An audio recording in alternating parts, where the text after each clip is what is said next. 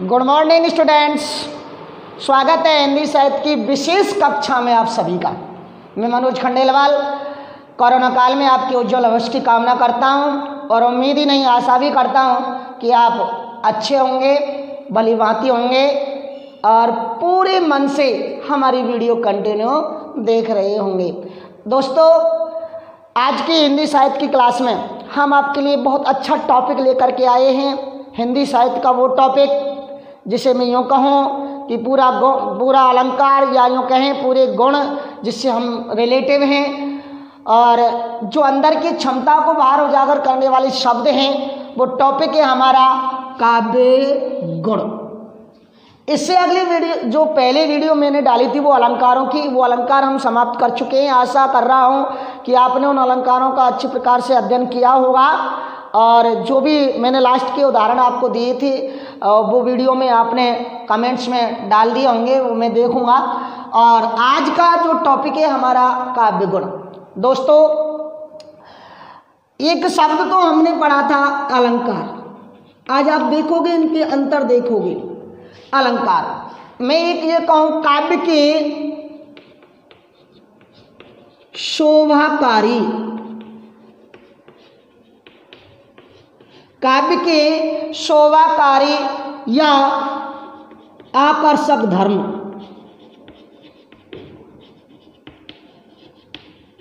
आकर्षक धर्म गुण कहलाते हैं।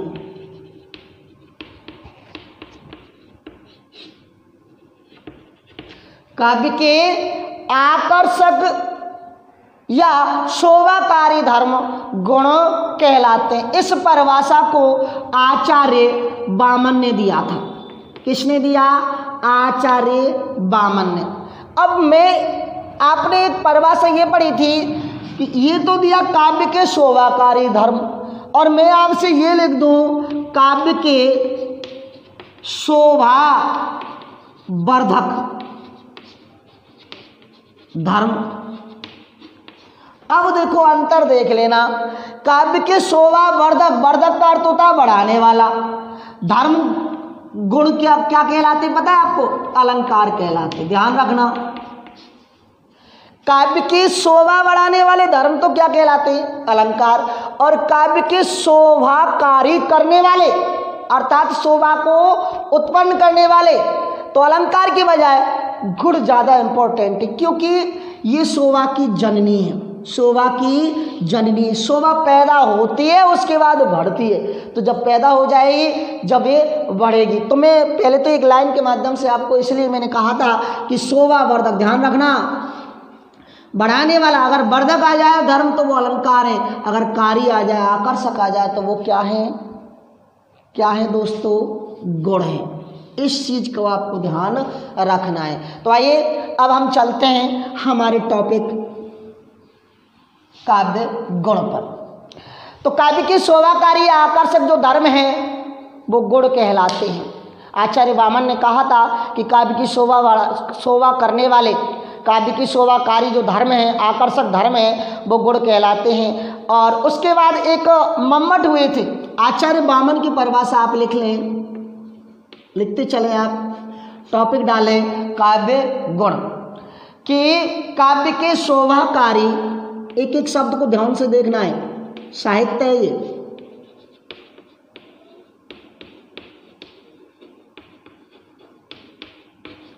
काव्य के शोभाकारी या आकर्षक धर्म गुण कहलाते हैं।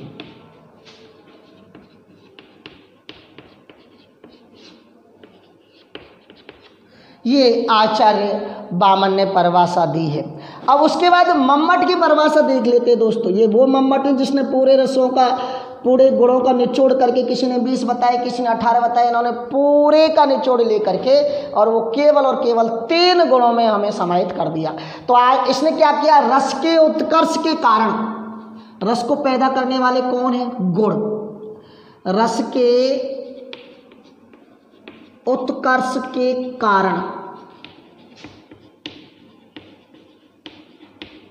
रस के उत्कर्ष के कारण रूप धर्म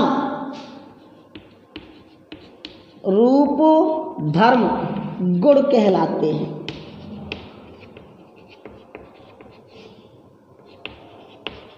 आज इस वीडियो में आप देखोगे गुण क्या है। गुण का परिचयात्मक ढांचा मैं आपके सामने बहुत अच्छे प्रकार से प्रस्तुत करने जाऊंगा। दोस्तों, आप इस वीडियो को पूरा देखें ताकि इस काव्य गुण को समझने में आपको कोई भी दिक्कत ना आए। कभी कभी ना अपन अधूरी वीडियो देख लेते हैं तो हमें पीछे की जो बातें होंगी वो आगे की वीडियो में नहीं हो पाती। इसलिए मेरी गुजारिश है आपसे कि पूरी वीडियो देखा करें और कमेंट्स में बताया करें कि आपको कैसी लग रही है। तो देखें, बामन ने कहा था कि काव्य के शोभाकारी आकर्षक धर्म जो हैं वो गुण कहलाते हैं। वहीं मम्मट ने कहा था कि रस के उत्कर्ष के कारण रूप जो धर्म हैं वो गुण कहलाते हैं।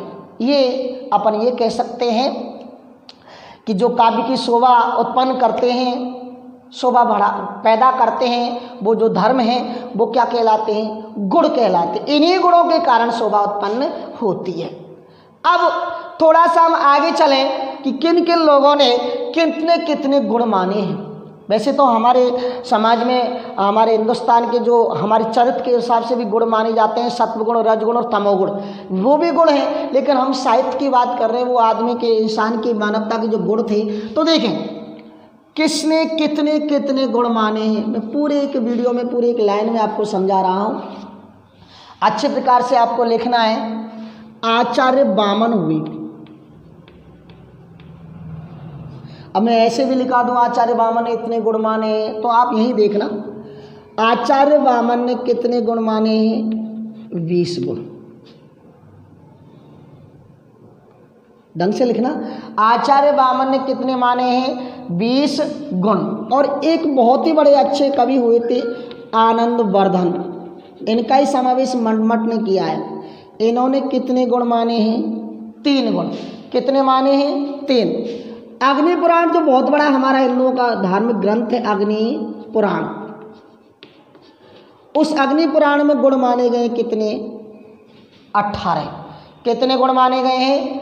18। उसके बाद भरत, जिन्होंने रस की विस्तृत व्याख्या की है, भरत मुनि और दंडी मुनि, ये वो ही दंडी है जिन्होंने अलंकारों को काव्य की आत्मा माना। भरत मुनि और दंडी मुनि, इन दोनों ने जो रसों की संख्या थी वो मानी थी 10। कितनी मानी? 10। और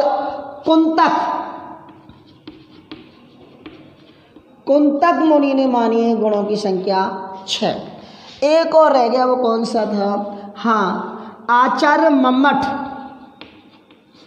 मम्मट ने मानी है इनकी 3। और हम यहाँ आचार्य मम्मट के गुणों को सारांश में पढ़ेंगे। और यही अपन मूलभूत रूप में हमने हमारे हिंदी साहित्य में इन सारे गुणों का निचोड़ रख करके, पूरे गुणों का साहित्य का निचोड़ करके मम्मट ने 3 गुण बनाए थे। कितने बनाए? 3। तो इसको ध्यान रखना। वामन ने कितने गुण माने? 20। आनंदवर्धन ने 3, अग्नि पुराण ने 18 और भरत मुनि या दंडी मुनि ने 10। कुंतक ने कितने माने? 6। और आचार्य मम्मट ने कितने माने? 3। इसी आचार्य मम्मट के गुणों को आधार मानकर हम गुणों की बात करते हैं। लेकिन उससे पहले थोड़ी सी बात और बताएंगे, पहले आप इसे उतार लें।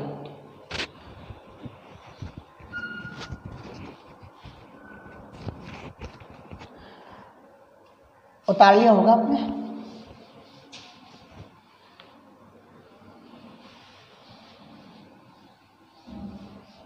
अब देखो आधार क्या है रसों का।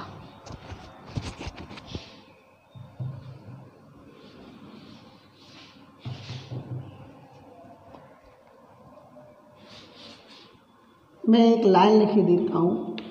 रसास्वाद के समय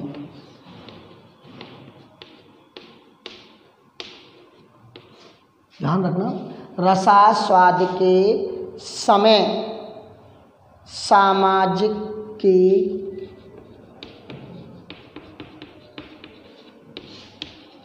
चित्त कहते हैं हृदय, मन, सामाजिक के चित्त के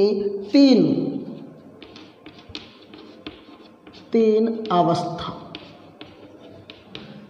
3 अवस्था मानी गई हैं सब, और उन अवस्थाओं के आधार पर गुण माने गए हैं। अब यहाँ सामाजिक का अर्थ आया है सहृदय, सहृदय। अब वो सहृदय दर्शक है या श्रोता है? 2 चीज होती है, एक तो होता है नाटक, नाटक को देखने वाला तो होता है दर्शक, और कविता को सुनने वाला क्या होता है? श्रोता। तो इन दोनों के हृदय पर, दोनों के चित्त पर जो हम रस का आस्वादन करते हैं किसी भी नाटक को पढ़ने से, नाटक को देखने से, दर्शक के हृदय में, नाटक को देखने से दर्शक के हृदय की क्या अवस्था होती है रसास्वादन करते समय, या किसी कहानी को सुनकर के श्रोता से हृदय माना है दर्शक को या श्रोता को, उसके हृदय की चित्त की क्या अवस्था होती है। तो उस 3 अवस्था मानी है रसास्वाद के समय। जब कोई नाटक देखता है या किसी कविता को सुनता है तो श्रोता या दर्शक के हृदय की 3 अवस्था मानी गई हैं, और 3 अवस्थाओं के आधार पर, जो आधारों के आधार पर 3 गुण माने गए। 3 अवस्था देखो वो कौन कौन सी है सब। एक तो मैं लिख दूं द्रुति, ठीक,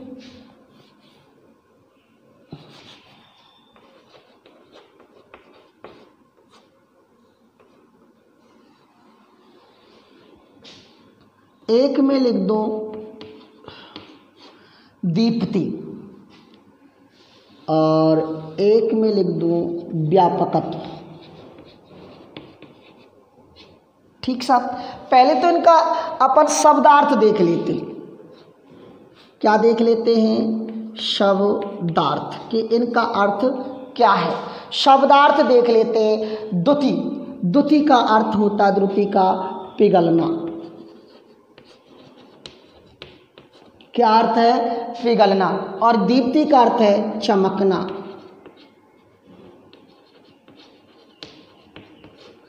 चमकना या जोश में आना।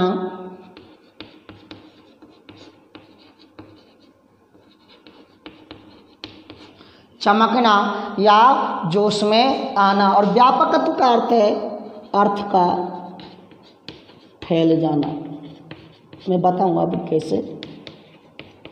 ये देखो साहब आप कि 3 अवस्थाएं, चित्त की 3 अवस्थाएं होती हैं। सामाजिकता, सहृदय के जो दर्शक है या श्रोता है उसके चित्त की 3 अवस्था होती है रसास्वादन के समय।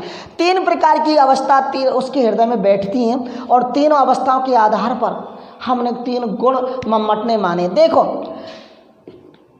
नाटक को देखकर या नाटक किसी कविता को सुनकर दर्शक या श्रोता के हृदय पिघल जाता है, हृदय पिघल जाता है। वहां तो होती है सब माधुर्य गुण की उत्पत्ति। माधुर्य गुण की उत्पत्ति होती है।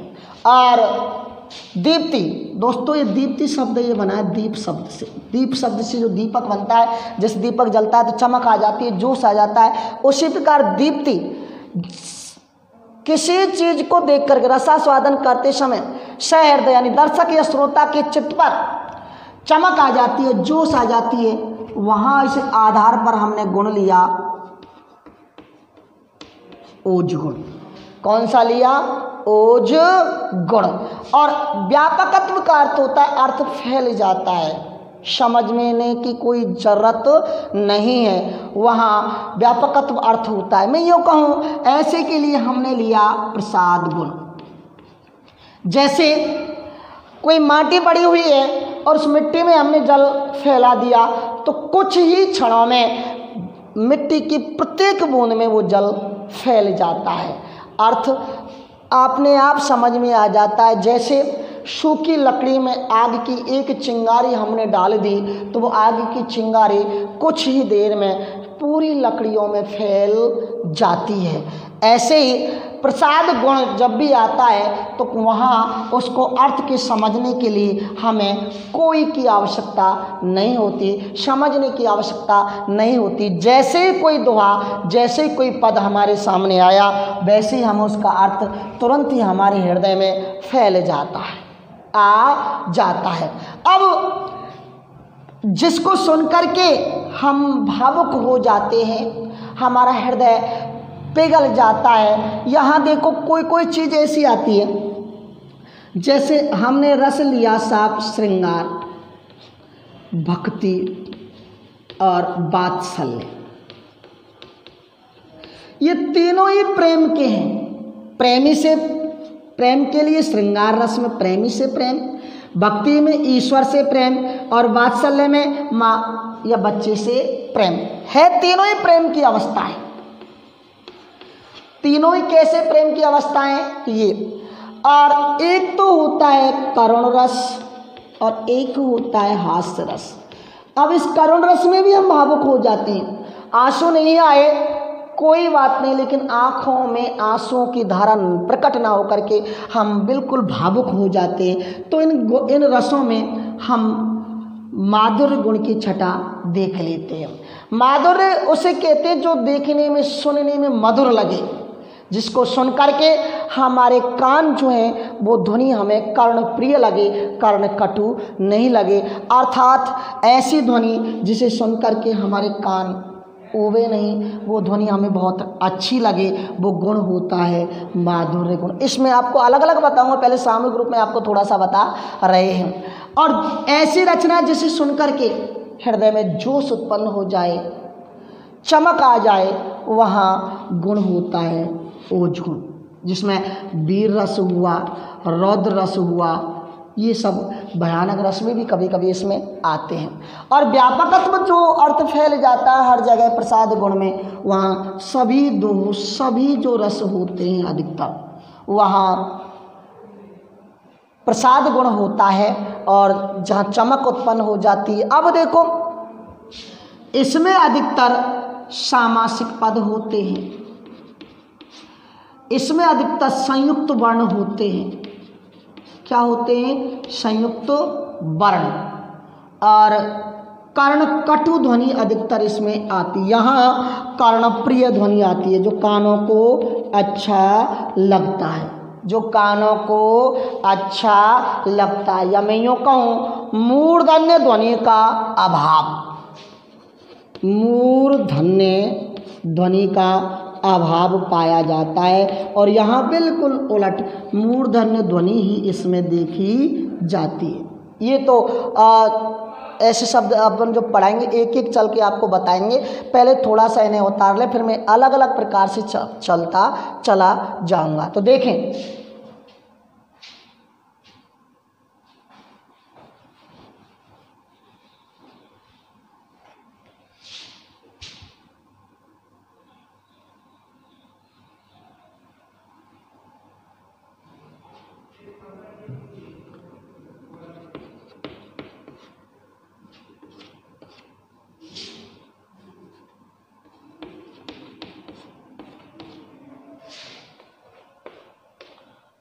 अब उतार ले।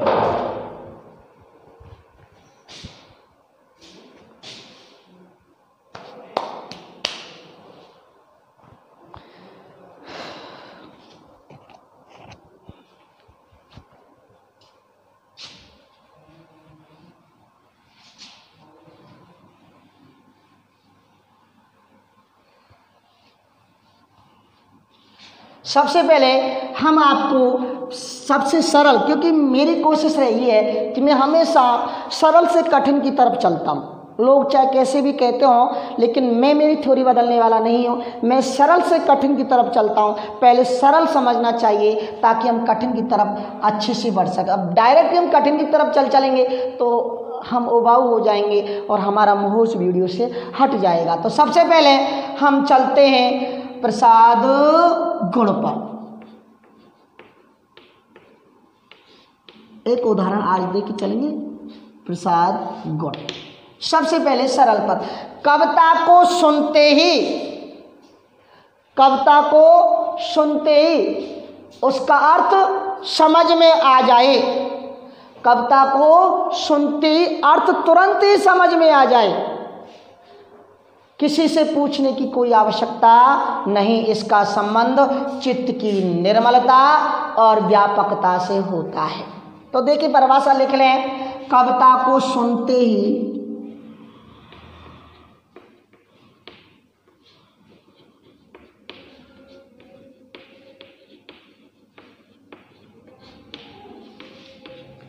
कविता को सुनते ही इसका अर्थ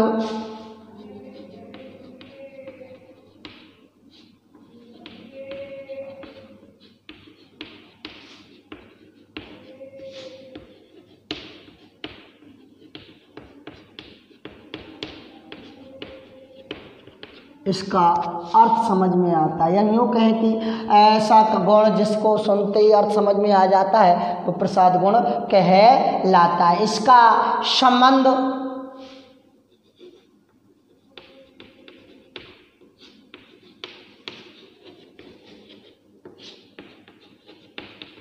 चित्त की निर्मलता व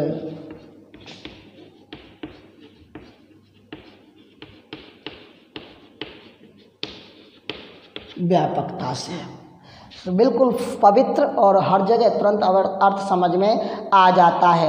अब इसमें और कोई चीज़ है भी नहीं दोस्तों, कुछ मैं और बताऊं क्या होता है कैसे होता है, कुछ है ही नहीं इस प्रसाद गुण में। अर्थात ऐसी रचना, ऐसी लाइन, ऐसी उक्ति, ऐसा दोहा, ऐसी पंक्ति जिसे सुन करके अर्थ उसका हमने उसको पढ़ा और तुरंत उसका अर्थ समझ में आ जाए। जब अब कक्षा तीसरी चौथी की जो भी आप कविता सुनोगे, जो भी लाइन उसमें देखोगे ना, अधिकतर उसमें वही प्रसाद गुण है। चाहे उदाहरण देखो, मैं आपको बताता हूँ, कबीरदास जी का दोहा है, गुरु गोविंद दो खड़े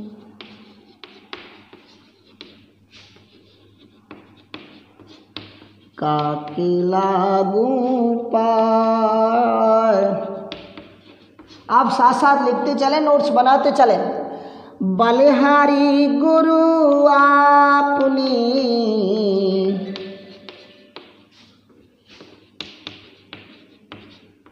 गोविंद दियो बताए।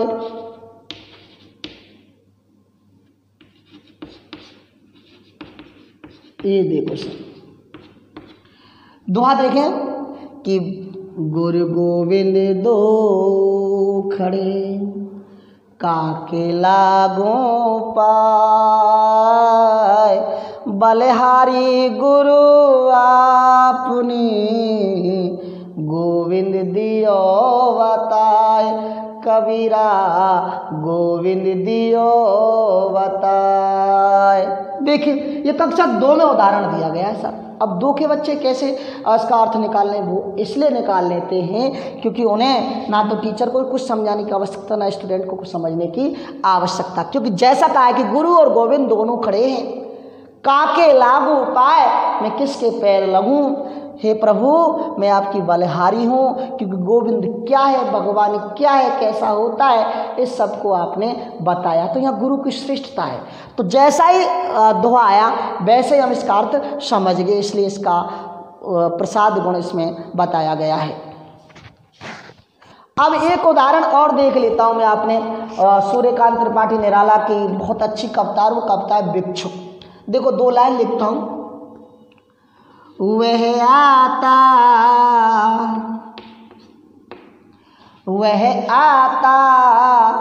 आता है, ठीक है, वह आता 2 टूक कलेजे के करता।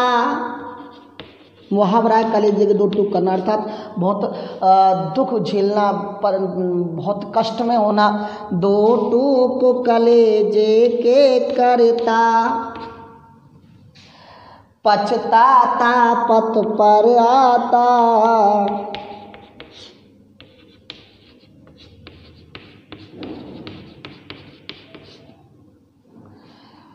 हाथ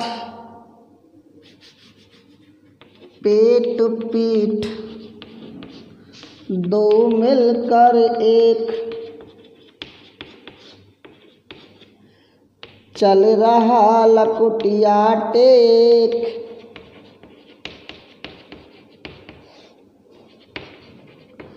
मुट्ठी वरदानी को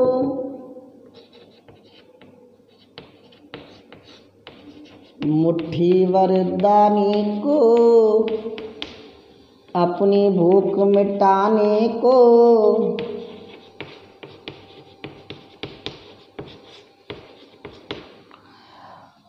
मोह फटी पुरानी झोली को फैलाता।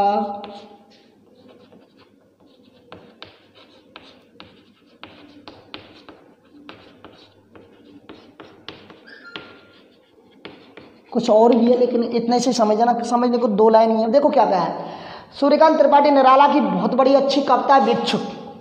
वह आता 2 टूक कलेजे के करता, पछताता पथ पर आता, पीट पीट 2 मिलकर एक,